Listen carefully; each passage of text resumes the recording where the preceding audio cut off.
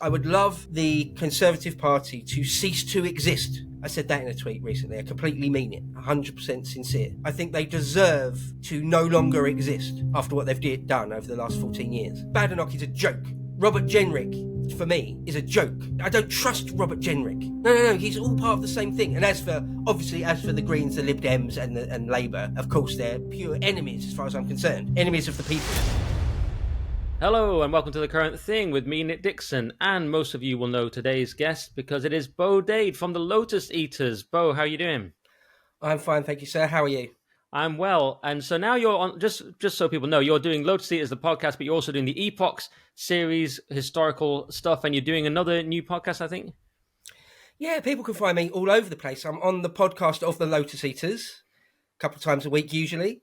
Also, behind the paywall on that website, I've got my own show called Epochs, which is just straight up history. Just history. I mean, that is my background. My undergrad is in ancient history. I've also got my own channel, History Bro, which is, again, just history. Hundreds of hours between Epochs and History Bros. It's honestly, without any exaggeration, hundreds of hours of just history-themed content. But I'm also doing another channel, trying to get off the ground. It's still quite new, with Nate off of Mr. H Reviews, called The State of Politics, where that's much more, as it says on the tin, much more politics. My post-grad is in government policy and politics, so if I'm qualified to talk about anything which is questionable, it's history and politics. All right, brilliant. Yeah, I've just got modern literature, so that's proved useless, but that's my MA. But anyway, so as a historian, I thought I'd ask you the same question that I asked... Amateur historian, I'm saying. Well... To me, you're a historian. I thought I'd ask you the same question I asked Dr. David Starkey, which is, we're at this strange moment in our politics, kind of an inflection point. As I said there, the old parties are looking very ropey. Perhaps the progressive system's looking very ropey. But I wanted to ask, is there a moment in history that our current time, to you, most resembles? Oh, gosh, well, history's littered with them, I would say. Absolutely littered with them. Sort of a pre-revolutionary sort of milieu. Yeah. I mean, history's littered with them. There's many parallels you could point to. Of course, history never repeats itself exactly, but occasionally it does rhyme, to use an old cliche. One of the ones springs to mind, I suppose, would be, the Anglo and the Saxon and the Jutish invasions of the Britons, or the Viking invasions a few centuries later. There's many examples. I mean, one that springs to mind, which hasn't got great parallels, but it did spring to mind, is when China was being invaded by the Japanese in the late 1930s, the mid and late 1930s. The nationalists and the communists eventually had to work together, Chiang Kai-shek's generals actually kidnapped him and forced him to. It's like, you can't keep fighting the communists because there's this existential threat, the Japanese, who are handing our asses to us. If you don't get it together, pull together, and fight against this existential threat, then we truly are done.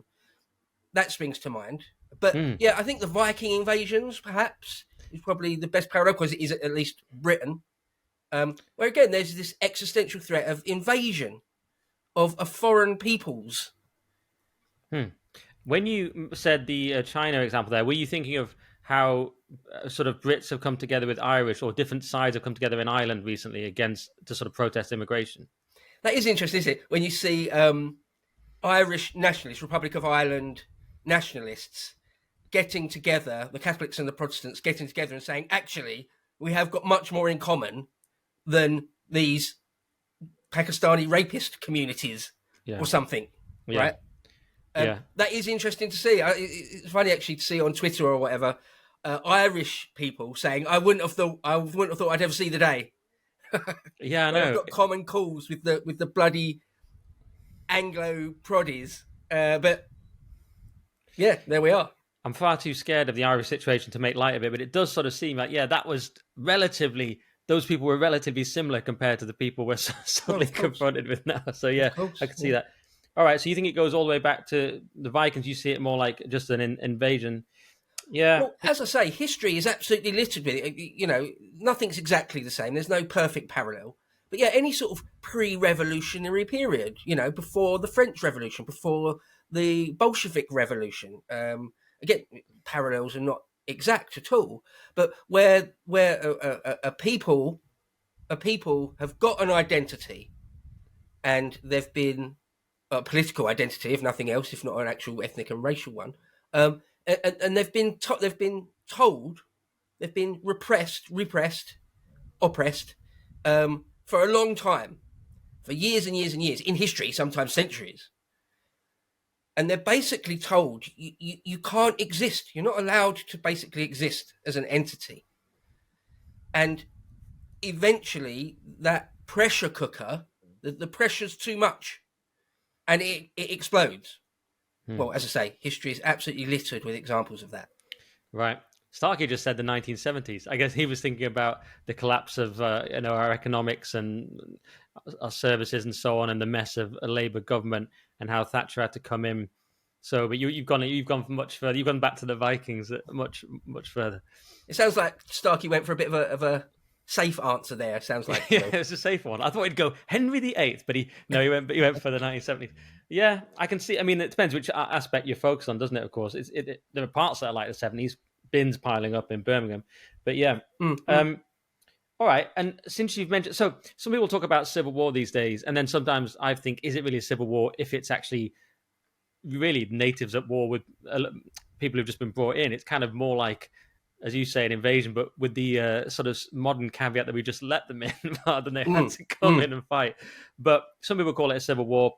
David Betts has talked a lot about it. I think I saw you tweeting the other day about the likelihood of civil war, and some say no, it won't happen. We're just not like that, or it's just far. It's been blown up. But you seem to be saying that it could happen. What's your take on that?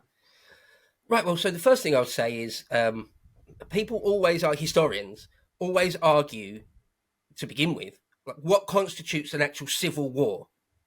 Right. You can find some historians that argue that what most people would call a civil war isn't actually a full civil war. It was just a rebellion. Then other people say, oh no, that isn't really the right word for it.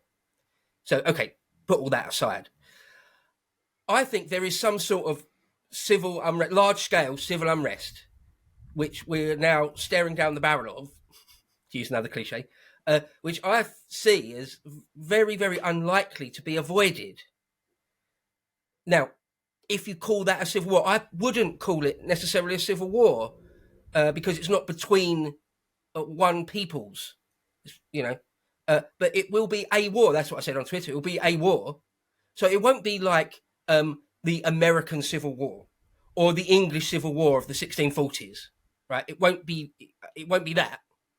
I think it will be something much more like the Troubles in Ireland and Northern Ireland, or the war in the Balkans when Yugoslavia broke apart, or the war in Lebanon with all the troubles in and around Beirut, if you remember that. That was all happening when I was a kid. I'm only a touch older than you, I think. It'll be something much more like that, a sectarian, racial and ethnic conflict. I wouldn't really call that a civil war, but it would be a type of war, probably quite a low key, right? There won't be divisions of men lining up, fixed bayonets, trenches, right? Nothing like that. But yeah, something more like Yugoslavia, the Balkans. Will it be sort of disruption of the type Betts mentioned, like people disrupt the grid or something? You can just stop the electricity getting to London if you do something further up north. He was talking about the power lines and so on. I mean, yeah, maybe. I think in our sphere, there's a tendency for some people to predict the future, make out like they can predict the future. This is what is going to happen. Well, I won't do that, right? I'm aware enough of history that it's very, very difficult to say what will sort of certainly happen. So I don't know. I don't know how exactly it will play out, but it certainly could play out that way. That's the way these sorts of things go. If there are enclaves of the opposing sides, and yeah, they try and attack each other's energy infrastructure, their ability to get in food and water. Yeah, absolutely. It depends how sort of savage and brutal it gets, doesn't it? Yeah. And what are the sides? Because I saw academic agents saying this on Twitter the other day. He said, well, what are the sides? He was challenging people, as is his wont, to come up with clear sides. I mean, my guess is it's something like patriotic English people with the flags versus a sort of coalition of leftists and people not from the country who don't really like the country. I mean, which are the groups? People with a Palestine flag, some Zoe Gardner types with some people who've just come from somewhere else. That seemed like it to me. But what do you think the sides Yeah. are? It'll be nativists versus everyone that wants to destroy nativists. Pretty simple. Yeah. And if someone like Dr. Parvini is asking the question, well, if and when it comes to a Balkan, a Yugoslavia-style conflict or a Lebanon-style conflict, when enemy paramilitary units come through your town, you'll know what side you're on. They'll make that decision for you, actually. So, I mean, don't pretend you don't know what the sides are going to be. I sometimes wonder about, already wondering if this can go on YouTube, but I sometimes wonder about with will liberal women, white women, have to realize, hang on, we've picked this other side, but actually they don't like us too much. There's loads of things you could cite like that. Obviously, the strange Queers for Palestine Alliance, for example. Right, exactly that, yeah. Or like white women that are care for Calais, refugees are welcome here. Oh, wait, it's the refugees that mean to imprison us and ultimately kill us. Wait, maybe their cognitive dissonance will finally kick in. Yeah. And would you say that civil war, I know you've come up with different definitions here and you've acknowledged that already, but does it have to be really strictly between elites, kind of more like the English Civil War, the monarch versus a kind of quasi-rival monarch? I mean, is it really a war between elites technically or two elite factions, or am I wrong on that? I mean, is that one definition? I mean, I don't know, what exactly are you asking? Will there be elite? No, I'm asking, actually, are we? It's kind of, I'm asking, I should have asked it 2 questions ago. Really, I'm saying, are we wrong to think about in terms of civil war? Because actually, that is actually a war between, if you look at the English Civil War, it's what we're talking about now is not similar at all as far as I can see. It's basically what I'm saying. That was Parliament saying, right, the king's gone too far. We need to put him back in his place. Okay, maybe even cut his head off. But that was very different from unrest on the street and violence on the street. That was an elite conflict, essentially. So that's what I'm saying. It doesn't seem much like that, this current situation. No. Again, I think of my sort of, the thing that forms in my mind again is much more like the set of wars that happened in the former Yugoslavia. Sometimes one of the factions might be the Serbian government and the Serbian army, right?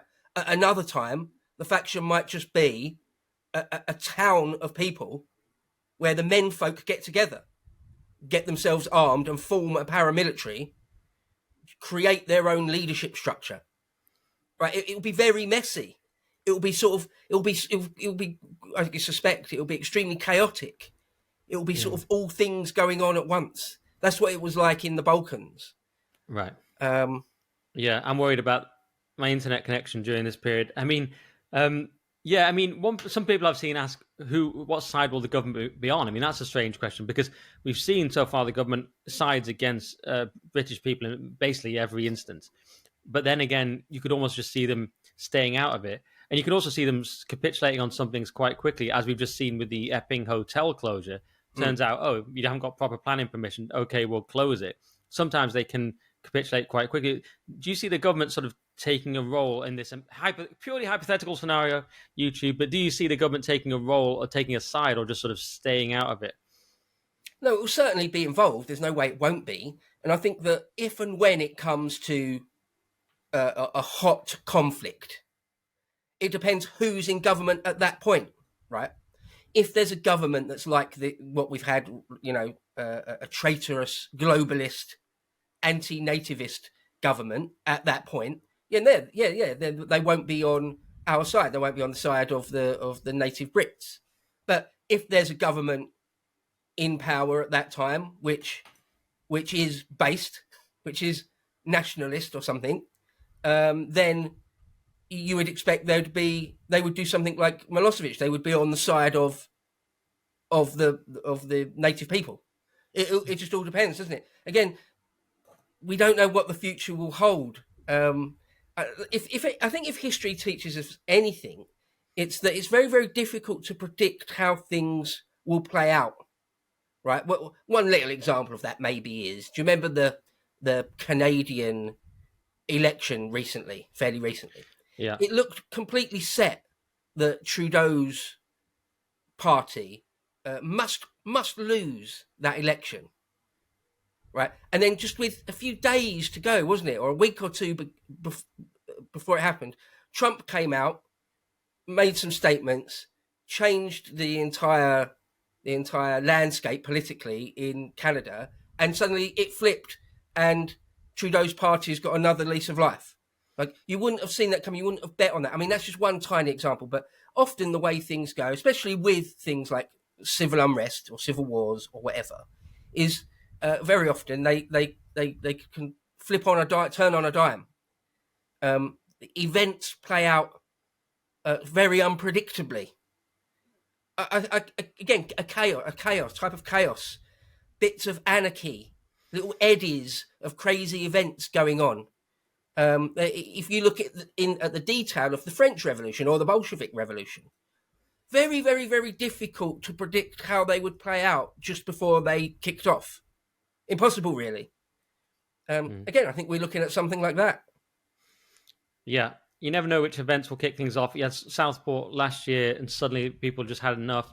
But other times, horrible things happen and nothing happens. So, yeah, of course, you're right. It's all hypothetical. It's all just guesswork. We're not saying all this will happen. And though in a way, something's already happening, Epping protests and so on. And we've got this flag movement now, which is quite interesting. It's peaceful. People are just putting up flags. And it's quite interesting. It's kind of smoking out the left in a sense, because Paul Mason, for example, was incredibly threatened just by the flag of the nation we're in being put up. And he said it's aggressive, it's military, and all this kind of thing. And so, do you think this is a significant movement, these flags being put up? And what's your take on these flags emerging everywhere around the country? I think it's of significance, yeah. I don't think it's sort of giant significance. I think it's just one step in the ladder of events, right? And so I think maybe future historians, 100 years from now, 200 years from now, a PhD student perhaps, who's tasked with drilling down into the minutiae of exactly what happened and in what order, this flag event we're living through right now will be mentioned somewhere in a very thick textbook. But is it like a massive game-changing giant moment? Right? Probably not. Probably not. But it's part of a process. I mean, we're always living in a process. It's different. We're all doomed because of the arrow of time. We're all doomed to live purely in the moment, in the present. The future is entirely unknown to us, and we can look back on the past and not agree on it at all. Right? That's how we live. That's reality. So, is this flag thing significant? Yeah, I think it's significant. As you say, it's sort of you said sort of smoking out the left in some way, but it is only still early days in the process. If we do end up in a sort of a nightmare situation like Lebanon or Yugoslavia, we're still right at the beginning, really, of that process. I think it's of significance, but in the vast sweep of history, probably not all that big. That's what I say. Do you agree with me that you mentioned the Civil War, American Civil War? Do you agree with me that the England flag's become a bit like the Confederate flag? It suddenly came to me the other day, and I just tweeted it because they were taking it down. I suddenly thought, yeah, this flag is a kind of nuisance to the authorities, but it's a kind of arcane, quasi-racist thing. Like, why didn't we conquer this years ago? Not so much necessarily the Union Jack, but the St. George's Cross. To me, it seems like a kind of nuisance to them along the lines of the Confederate flag. Am I along the right lines there, do you think? I don't see many parallels between the St George's flag and the South's flag, but other than that, I think you're right to sort of make some sort of parallel in that our enemies absolutely hate it. They hate it. I make quite a strong distinction between the Union flag and the St George's Cross, because the Union, they're very different things, really. They stand for very, very different things, and I think even in the minds of our political enemies, they stand for very different things. The St George's Cross, they don't like. They really don't like, because that is England, right? It's not this sort of kind of this. I was going to say ethereal. That's not really the right word, but it's not this union of crowns. It's not this union of nations. But it's much more easy to make the argument that anyone can be a member of it. No. The English are sort of. It's a racial and ethnic identity. It's an ancient thing, and it's exclusive. It is exclusive, right? You can't be born to two Indian parents, come here, and be English. You can't do it. It doesn't make sense. That's not. It's just not. It's not possible. And they can't really even make that argument. You can say, "Oh, I'm part of the empire. My ancestors have been part of the empire or the Commonwealth for a long time. I was born in Britain. Da da da da. Okay, I support the Union Jack. Fine. Okay, it's a little bit difficult to demolish that argument. But say that that they're English, right? I came here on Windrush, or my parents came here in the 70s, and now I'm English. Like Rishi Sunak, he's English. Well, he's not. He's not. I'm afraid. Yeah, I said that to So Lord they Frost. hate it. They hate it. Sorry, go on. Yeah, no, I was going to say, I thought you'd finish. I said that to Lord Frost, that, yeah, Richard Sunak's not English. Not that I'm obsessed with it, but it's important not to have polite lies. We saw how that went with the trans movement. We can't really afford polite lies. So, no, he's not English. Do what you will with that information, but I'm not going to just buy into a polite lie. And he seemed to think, talking to Frost, he seemed to think it was just sort of, he called it weird. Maybe weird to make it your whole life obsession, but it's... They're the one forcing the issue, Nick. They're the ones saying you can't be English. Englishness doesn't exist. And also, we are English. And don't you dare fly the St. George's flag. They're the one forcing the issue. We were quite happy, weren't we, in our high trust, polite society to not really hardly ever fly the St. George's Cross apart from in a big football tournament. We was happy to live in a society like that. They're the one forcing it, where they will fly a Palestinian flag or whatever, but we're not allowed the St. George's flag. Yeah. They're the one forcing the issue.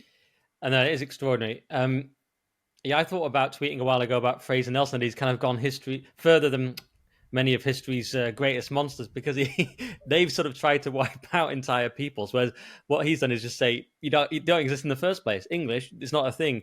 So don't have to do anything because you just don't exist. It's an extraordinary move to say that it just sort of, what is it anyway? We don't know. It's like, well, it's just English people. Do you remember Stefan Molyneux a few years ago now, fair few years ago?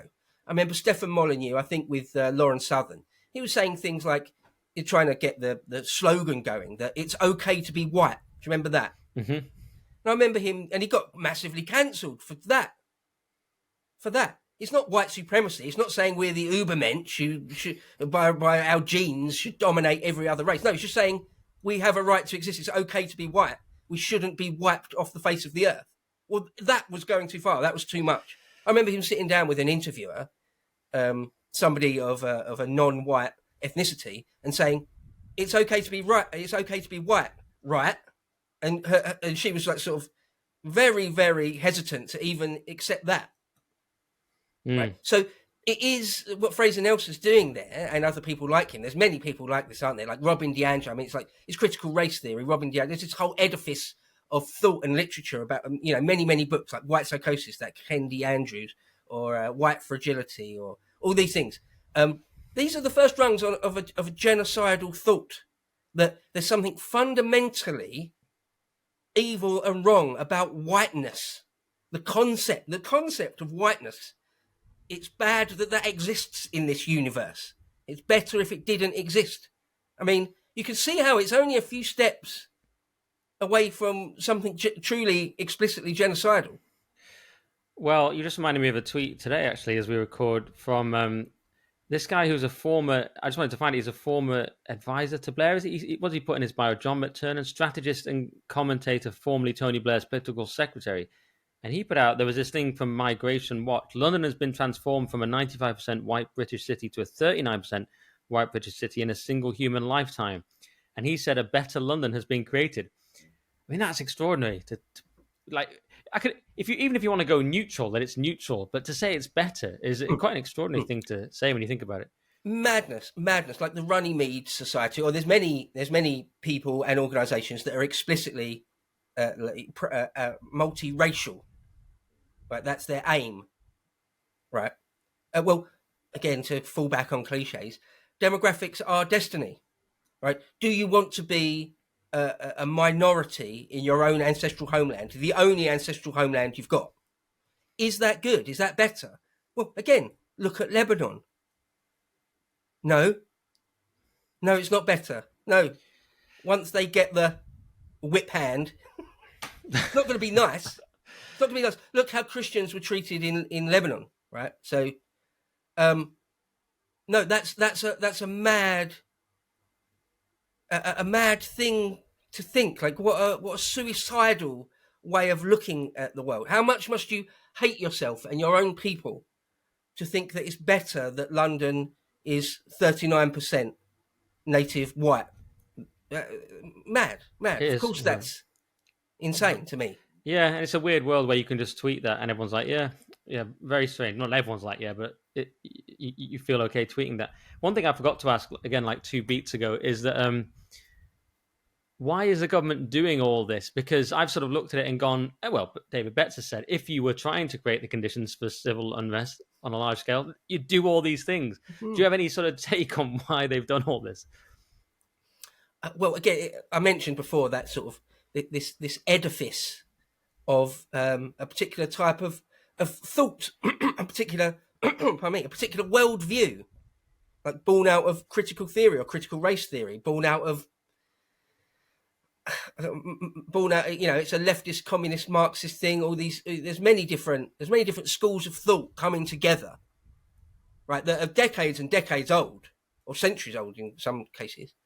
Again, the very idea that there's something wrong, something evil with white Europeans, that we've forfeited our right to exist because of history, because of the slave trade or some nonsense. They'll make up something else. If you're from a country that didn't engage in the slave trade, like Switzerland or something, they'll make up something else, right? So, yeah, it goes back to ancient times, doesn't it? This tribalism, Robin DiAngelo or Sadiq Khan, right? They've got their tribe, they've got their group, and they've got their very strong in-group preference. We're not in their group, and so we're their enemies, and they would prefer a world where we were defeated, and our government has been co-opted or has been captured by people that share that view, and has been for quite a long time. It's mad to see it play out. You're old enough to remember like the 1990s when this really wasn't the case, or didn't seem the case. They kept it, like the Fabian Society maybe kept these sorts of things much more covert, but now it's sort of much more all out in the open, isn't it? And again, you wouldn't have predicted this if you'd asked me in sort of 1996 whether 25 years later or something, or 30 years later, we would be in a tribal, sectarian, ethnic and racial fight for our very existence because we're being replaced in our own ancestral homeland at a completely unprecedented rate in all of history. I would say no. That's a crazy, paranoid future you've dreamt up there. But in fact, this is exactly what we're dealing with. Yeah, in the 90s, things were, they did seem settled. It seemed like, we're just individuals, and racism seemed to be dealt with and all this kind of thing. And it was a completely different time. And I just said, I did a tweet about a week or so ago just saying no one growing up could have predicted any of this kind of rapid collapse and so on. Then I got like vicious attacks from people, right-wing people, saying that, there was Enoch Powell and stuff like that. I'm like, that's not what I was talking about. I was talking about the average person. I wasn't saying that it wasn't Enoch Powell. I was saying that the average person just couldn't have predicted the sudden rate of collapse in what seemed like a prosperous and sort of settled society. That's what I meant, which is obviously true. There's this thing on Twitter. Twitter is a funny thing. I quite like Twitter. It's like some crazy Royal Rumble, all v all, like playground, almost no holds barred bitchiness, and the whole world's invited to it. But it is a fun. I quite enjoy that. But sometimes you win some, sometimes you lose some. It's funny. But there is this thing on Twitter, especially in sort of the right leaning sphere, of people claiming, in some cases, I'm sure it's true, but people claiming they saw it all coming years ago, and they've been saying this for decades, and sometimes they will have done. But there is this. I think there is certainly a thing on Twitter where a type of purity spiral. If you're not saying the strong enough thing, and people always claiming, yeah, I was saying that when you were in short trousers. I was saying that back before you were born, or so. It's like, okay, well, okay, good for you. Like, what do you want from me, really? We've arrived at the same position now, so I don't know why I don't know why you're trying to win brownie points. I don't know why you're trying to particularly virtue signal that you saw it 30 years ago. Like, okay, good for you. I mean, it's a strange one. I mean, all I said was when I was growing up, I found it. No one would ever have guessed we'd be facing borderline societal collapse. Imagine going back and telling English people we had virtually become a third world country, and all because politicians and judges wanted to pretend to be good people at parties. Now, the last bit, just how I felt in the moment, I was saying essentially that virtue signaling has allowed this, and they want to keep their positions. It may be right, maybe it's their ideology, and there may be a lot more to it. But it's a tweet; you can't put everything in there.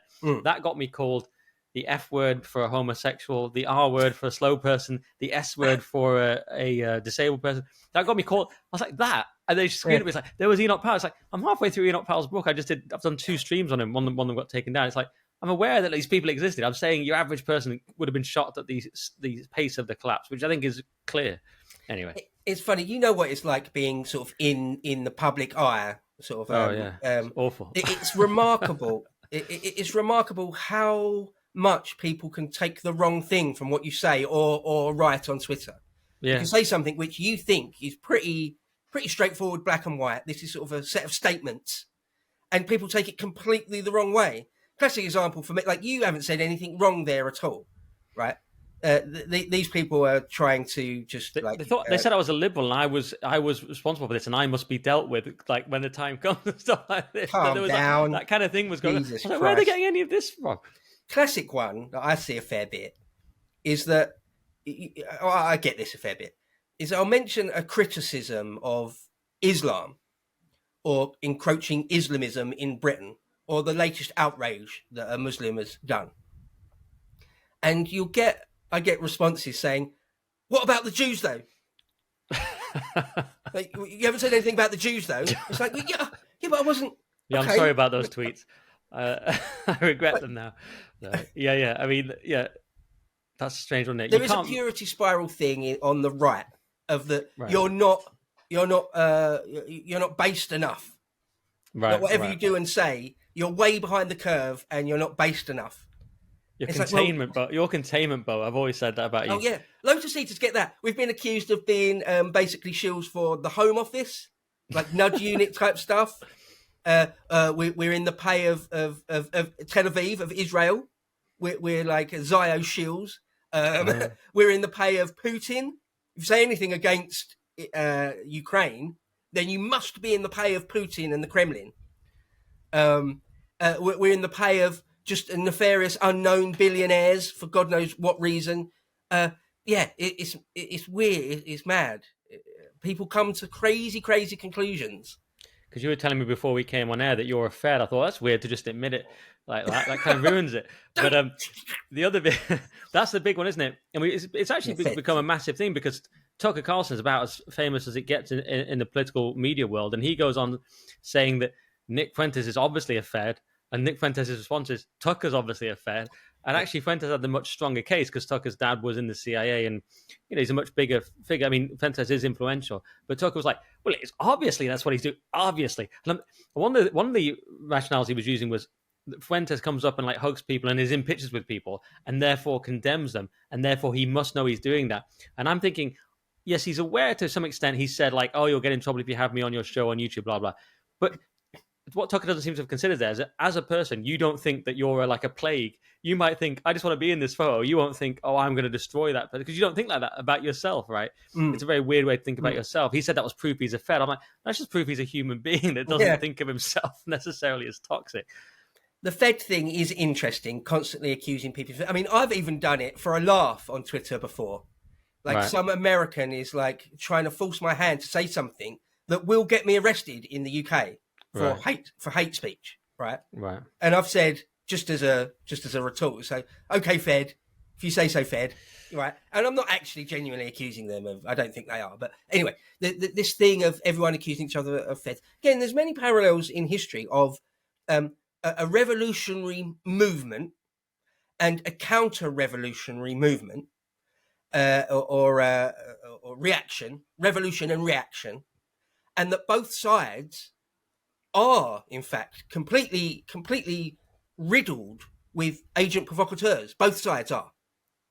Right, that has always played out, and so you end up inevitably playing the game of who is and who isn't, in our modern parlance, a Fed, who is or who isn't a mole, an agent provocateur.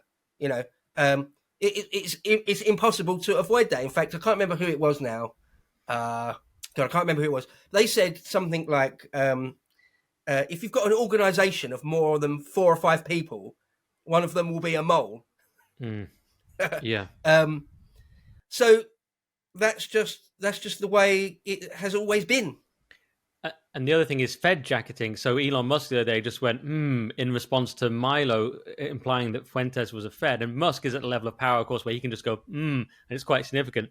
And he's like, and Fuentes is like, this is a classic Fed jacketing. So you can tell.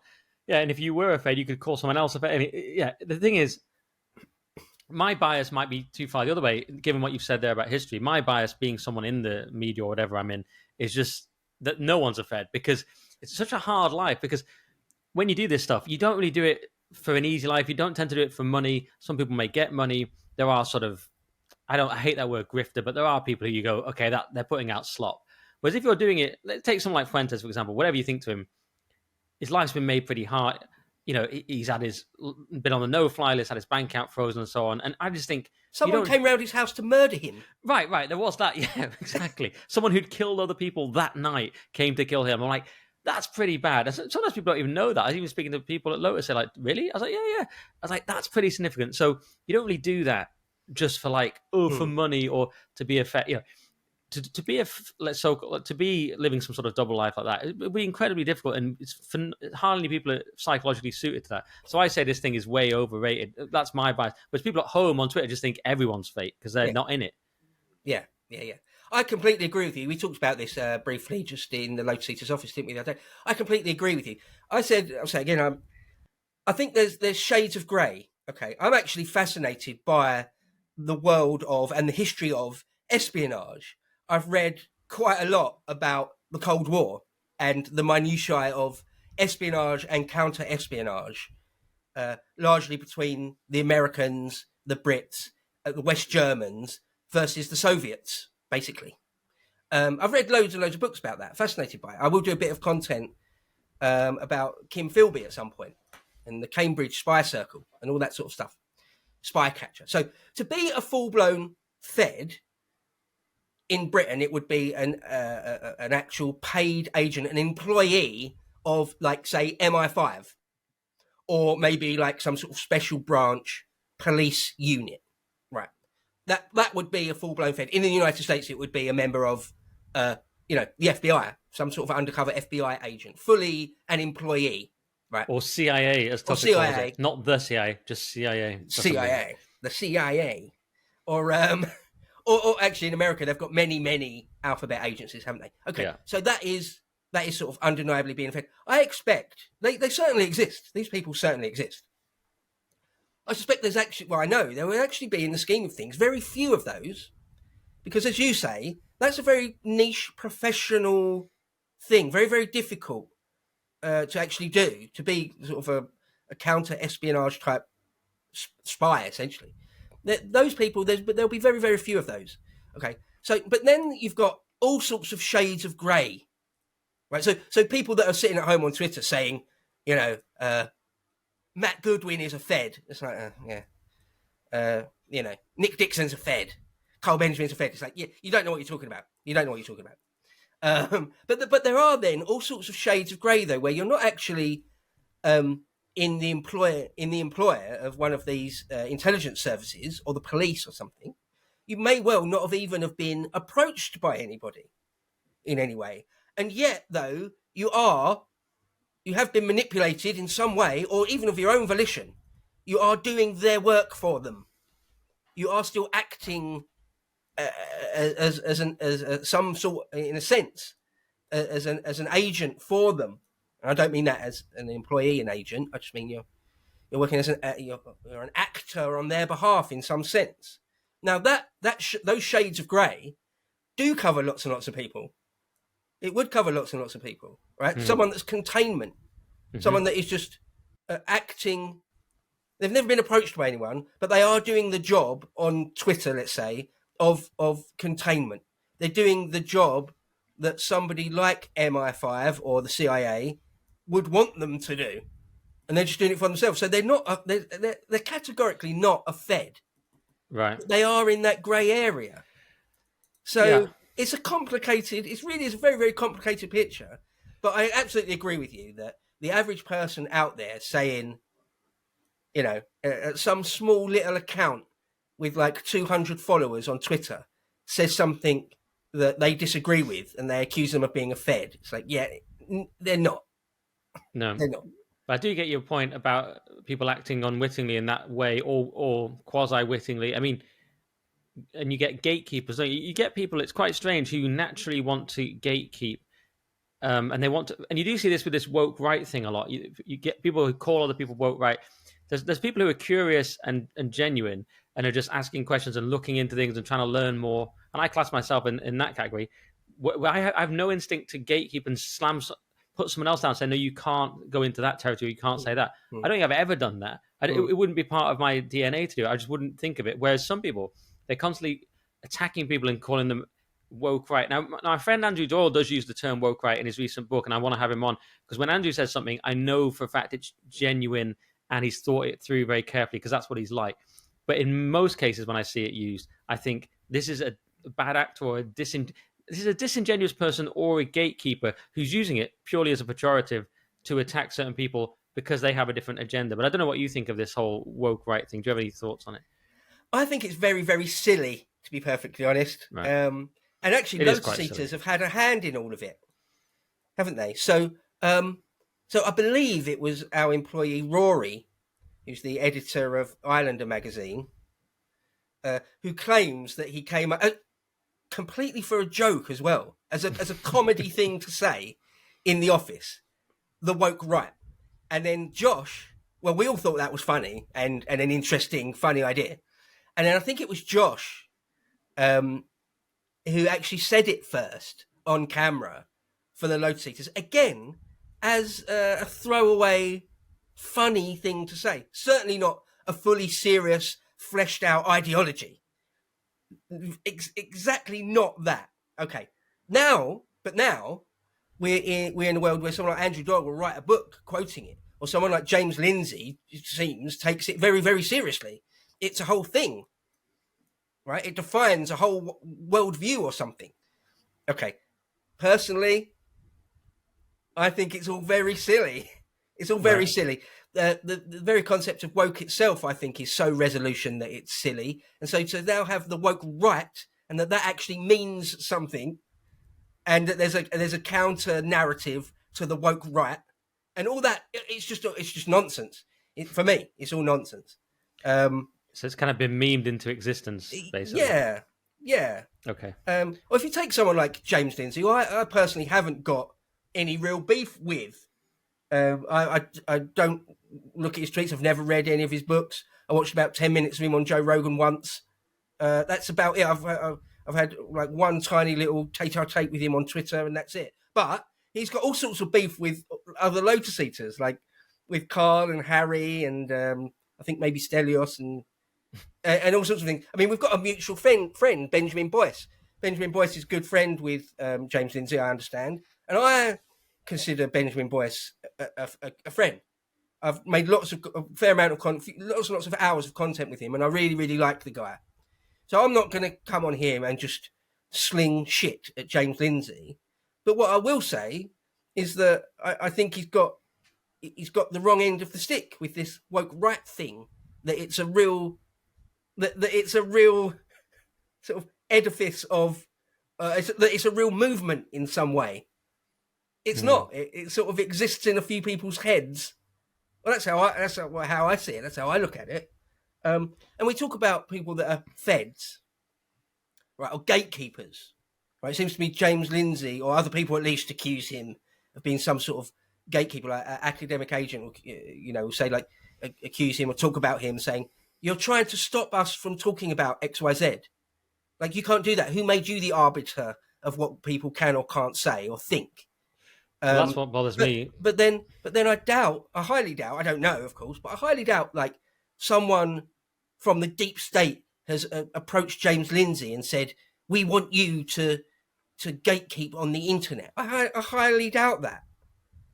No, but it seems if their worldview or ideology is threatened, perhaps classical liberalism, and they think it's threatened because they think the right is moving into some area that goes beyond that, then they seem to organically kicked in their worldview that this is the right thing to do. Mm-hmm. Doesn't mean they're an employee of the CIA or something. No, but that seems to be the conflict. And yeah, I do find it strange when people try and police this, especially if they're people like Constantine, who obviously done very well. But I knew him when he was like an open mic comedian. I'm like, why is the intellectual discourse up to you? I would never have that confidence. I'd just be like, okay, some people are saying this, some are saying this. Okay, I wouldn't be like, shut up, idiot, woke right, idiot. People were very threatened by Daryl Cooper on Tucker Carlson. But to me, whatever you think to that viewpoint, it's the Pat Buchanan viewpoint. It's Churchill ruined the empire, blah blah. It's not actually a new viewpoint. It's one viewpoint. I don't know. I just don't have that gene where I get really threatened by it and try and shut it down. Maybe that's just like a gene I'm missing. Yeah, no, I agree with you. I'm interested, if anything. I don't want to shut anyone down particularly. Right? There's the old thing of don't shout fire in a crowded theatre. You'll start a stampede. People will die unnecessarily. Okay, there are some limits, of course. Some things that are truly, truly dangerous. But beyond that, have an open discourse. Have a conversation. If someone's got a revisionist view of history where they think Churchill isn't a national treasure and hero, what's the problem? Let them say it. If their argument is so weak, you can demolish it then, can't you? Yeah. Make them look silly if their argument is truly silly. What's the problem? Yeah, somebody like Konstantin Kisin, or I've even seen Niall Ferguson, or even someone like Jordan Peterson. It's like, you can't go there. We shouldn't go there. It's a conversation that should not be had. It's like, yeah, I don't know about that, actually. Yeah, no, maybe we just will anyway.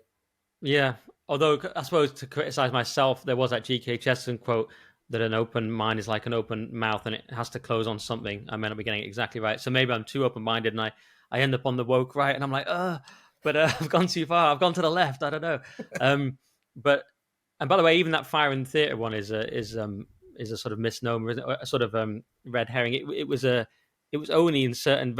It was used an example in certain cases if a stampede definitely did result, but just shouting fire in a crowded theatre wouldn't in itself be a problem. It was cited as an example. It's a metaphor, though, isn't it? It's just a metaphor. Yeah. I just wanted to say, in case there was someone at home going, actually, that was not there, because it's a very complicated case that when you look into it, which I have once and then semi-forgotten. What about? Here's some clickbait we can ask before I might pay you all the last bit, which I sometimes do. What about your time in Reform? You were very briefly in Reform UK as a candidate, and that now seems so long ago. I remember doing the Lotus Eaters segment with you. I had a quick look at it today. I was like, wow, I looked so young, and it was only a year ago. I don't know what happened there, but you were briefly in Reform and then sort of booted out along with Dan from Lotus Eaters, as I recall. It seems kind of almost surprising now because Reform have gone such a different direction to me anyway. But what do you think about Reform now in the last sort of year? How do you feel about that party? Well, I mean, all right, that is the end of the free episode. But if you want the full podcast, go to nickdixon.net for all the extra content, all my articles. That is my Substack, nickdixon.net. And we need your help to keep this whole thing going, keep the lights on, this amazing production, hiring people, etc. nickdixon.net to support us. It's £5 a month, which is about the cost of some sort of fancy latte in London, or as a slight discount if you get the yearly option, or it's just £5 a month. So we'll see you on nickdixon.net, and thank you very much.